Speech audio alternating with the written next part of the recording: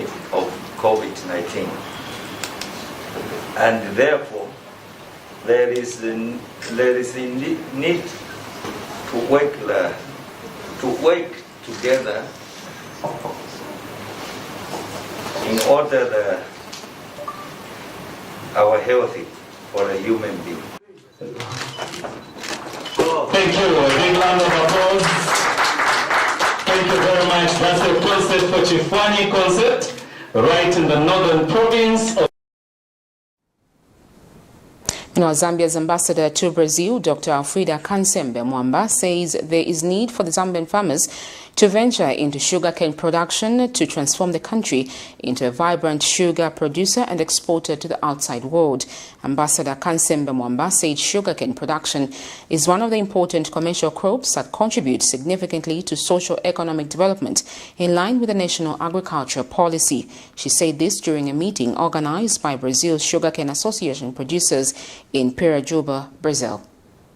Zambia's ambassador to Brazil, Dr. Alfreda Kansembe Mwamba, has stressed the need for Zambian farmers to increase sugarcane production to transform the country into a vibrant sugar producer and exporter to the outside world. Ambassador Kansembe Mwamba said sugarcane production is one of the important commercial crops that contribute significantly to the socio-economic development in line with the national agricultural policy. She urged local farmers to begin growing sugarcane on a larger scale in order to compete on the export market. During a meeting organized by Brazil's Sugarcane Association producers in Pirajuba, Brazil, the Zambian envoy said farmers must consider strengthening the sugar industry as it can also help in the biofuel, ethanol, and green energy production. Encourage them to grow more so that they can sell more and make more money. President of Brazil's Sugarcane Association, Diane Frangosoy, advised farmers on the African continent to grow sugarcane on a larger scale to compete with Latin America.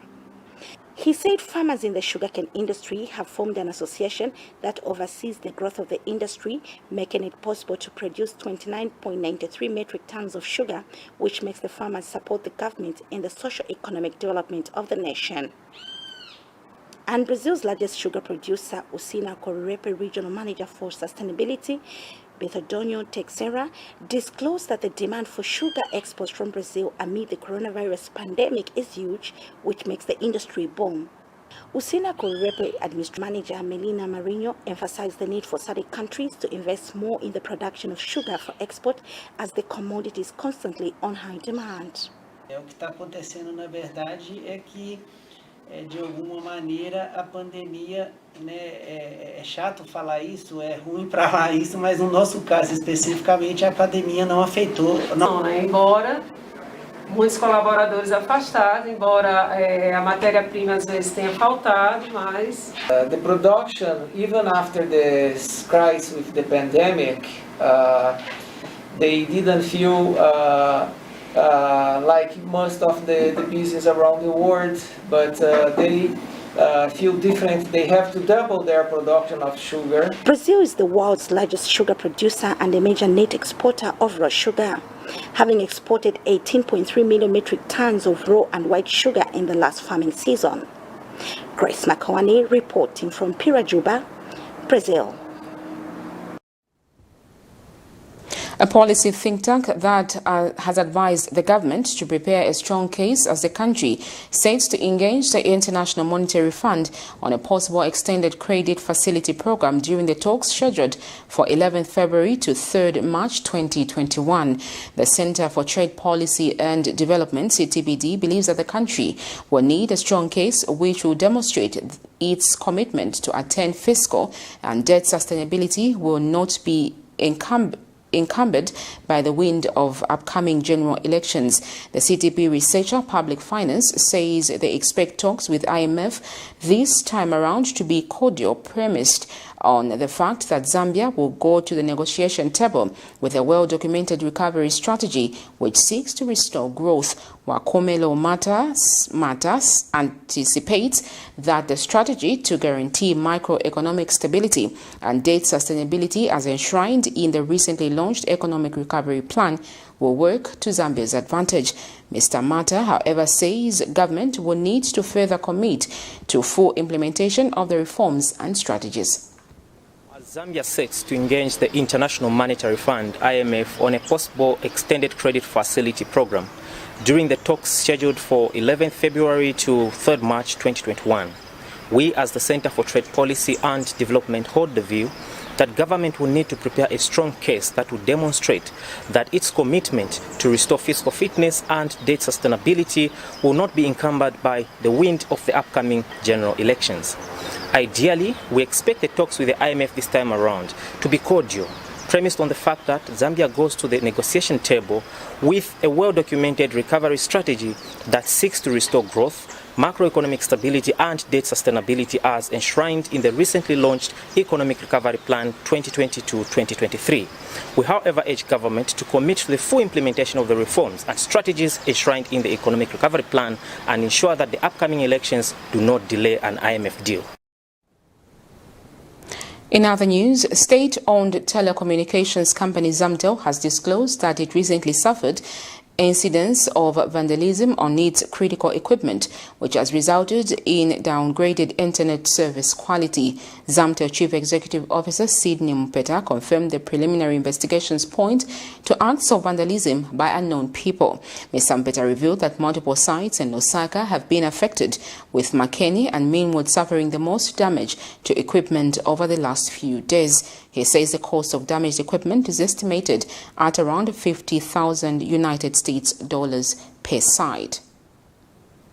We wish to inform our customers and the general public that the out-of-character slow internet they have been experiencing of late is due to acts of vandalism that we have suffered on some of our critical equipment used to supply our internet service, such as Velocity. Further examination of the damaged equipment and sophistication of the act suggests that the vandals could be individuals with sound technical knowledge of the telecom industry. Our team of engineers are examining all sites and working around the clock to ensure that service is restored to optimal levels. This might take a few days and possibly weeks to fully repair the damaged equipment. We wish to apologize to our valued customers and we appeal that they bear with us as we address the negative effects of this vandalism and work to restore service to full quality. This is Camnet News. Still to come as international and sports news. Stay with us.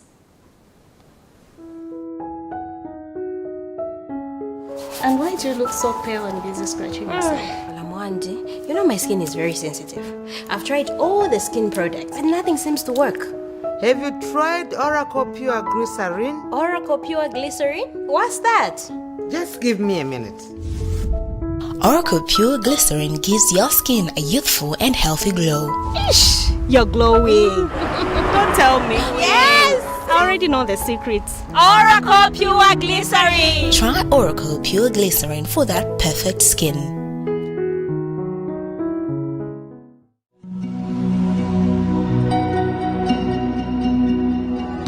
To create a positive difference in people's lives, one must first understand the way people live. At Savenda, we're here for our community, our partners, and our future, as a nation and as a continent. Back in 1997, we decided we were going to create this family journey into a bigger opportunity, and created a business called Savenda, which meant Save Nations to Develop Africa. It's always important to give back to the people. The government cannot do everything, but as business entities, we'll be able to reach a lot of people. From our humble beginnings in the telecoms and mining sectors to our work in energy and development projects, we know how important it is to be true to our roots. Our services have to be diversified so that we don't depend on one income stream. Back in the village, I was growing up hunting and doing everything that a village boy would like to do. When you're hunting, you don't depend on one trap, for example. You have to have many traps. So those survival skills brought into the business created opportunities that we learned from a young age that you can't survive with just one product. Savenda Group involves Savenda Management, which is a consulting, Savenda Express, which is a corporate branding company, Savenda Electric, which is a manufacturer of energy-saving bulbs, Savenda General Insurance, which is a general insurance company, Savenda Fresh Produce, Cyber Africa, which is a center for just dealing with cyber security. Now, Savenda is combining local knowledge with international expertise. It's time to be a part of Zambia's rising success and Africa's exciting future. We are a gateway into Africa, and now we are praying with global companies who are coming to Zambia for opportunities and to look for companies that are homegrown. And we are proud to be one of those.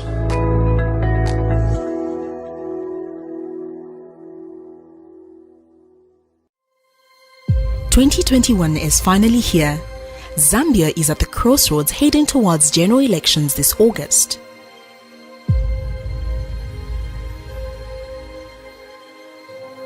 In the world where fake news, biased reporting on national issues has become the order of the day, in a world where social media in most cases spills lies and exaggerated information, insightful coverage, Zambia needs one media. Living in a country where people are slowly promoting tribalism, hatred, bitterness and revenge, political temperature is heating up and people's hearts are perplexed. Zambia needs one media. Zambia being a Christian nation living under the lordship of Jesus Christ, the nation cannot afford a compromised gospel. Zambia needs a prophetic media house. For hope, peace and unity, Zambia needs Camnet television for non-biased, factual reporting, balanced opinion, accurate news coverage. Zambia needs Camnet television for national projects and development of our beloved country Zambia. Watch Camnet TV on channel 274 DSTV, channel 98 on Go TV and channel 106 on Topstar. Remember, Camnet TV is not just another channel. Welcome back. We now look at international news. South Africa is considering swapping or selling the Oxford ASTRAZENECA vaccine against coronavirus. The health minister says plans to use it to vaccine health workers have been put on hold after small studies suggested minimal effects against the country's new variant in young people. It is intending to use the vaccine from Johnson & Johnson's instead. South Africa has 1.5 million doses of AstraZeneca jabs. South Africa's Health Minister Zweli Mkhize told a news conference on Wednesday that there are already some countries that are asking to buy the jabs. The minister added that the scientists will continue with further deliberations on the AstraZeneca vaccine used in South Africa, and depending on their advice, the vaccine will be swapped before the expiry date. South Africa has recorded almost 1.5 million cases of coronavirus and 47,000 deaths, far more than anywhere else in the continent. In other news, still on the global front, mandatory testing for frozen food imports in China is being blamed for a backlog of container ships in the region. Chinese authorities say contaminated packaging is spreading the coronavirus, but health authorities say the claims are baseless and it is costing suppliers millions of dollars of damage. Here's a roundup. This is a mandatory process in China. All frozen seafood imports must be tested for the coronavirus after it was found on food packaging in June last year. But the regulations are causing congestion at ports and hundreds of container ships are held up. In the North China, I think somehow it's more of a problem in North China, less so in Shanghai, Ningbo and the south. Quite a lot of the cargoes was diverted to Korean ports. Some of the cargoes heading to the North China, they have no choice, then they diverted to Shanghai. An outbreak in the northeastern city of Dalian last month was linked to frozen food imports. Dock workers who handled the goods tested positive for COVID-19. Authorities blamed food packaging, but the World Health Organization has questioned the link. The reason that some of those food handlers got infected is probably that they did not practice any social distancing measures. The direct transmission of the virus from the contaminated food to human beings, that should be very rare. Either way, the restrictions are causing long delays and a shortage of imported food supplies into China. The most immediate impact will be a sudden imbalance of the flow of the food supply, into and outside of China. China is still a country that is very, very, very hungry for protein. And China, despite all the natural resources, is a huge importer of great seafood from around the world. The demand is quite high for the frozen foods like cherries from Australia, cherries from Chile, and also the frozen meats from Brazil. Here in Hong Kong, the government has followed China's lead and has now extended testing to include frozen food items. It's now testing a wider variety of food items from around 30 countries. The city's health chief says the risk of infection from touching the surface of frozen packaging is minimal, and so far no cases have been recorded. The shortage of port space and risk of long delays has prompted some companies to cancel shipments to China, but Chinese authorities are showing no sign they'll ease up on the regulations. Sarah Clark, Al Jazeera, Hong Kong. Let's look at sports news.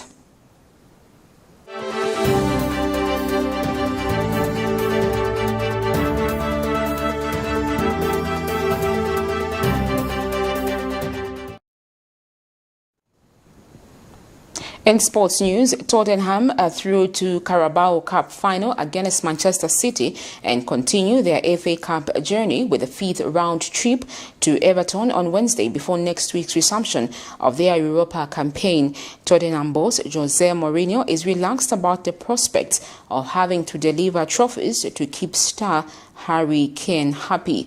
Kane, who at 27 is at the peak of his game, has always said he would be happy to stay at the club for the rest of his career, providing he could see progression. Winning some silverware would be a good start with the club currently on 13th year drought, and this could be the season when that finally ends. They are already in the Carabao Cup final against Manchester City and continue their FA Cup journey with a 5th round trip.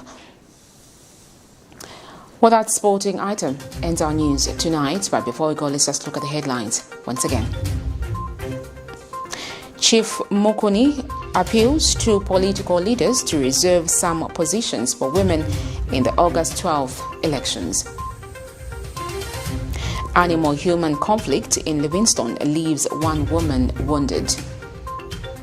And 50 pupils test positive of COVID-19.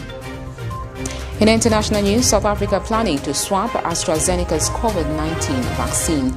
And in sports news, Tottenham boss Jose Mourinho rejects speculations over England's captain SPURS' future. Well, that's all we had for you on the desk, but let's look at the verse for the day, and it's coming from Matthew 18, verse 19 to 20, and it reads, "Again, I assure you, if 2 of you on earth agree about any matter that you pray for, it will be done for you by my Father in heaven. For where 2 or 3 are gathered together in my name, I am there among them." That's all we had for you on the desk. Thank you so much for joining us. Remember to always observe the COVID-19 health guidelines. Let's stop the spread of this virus. Good night.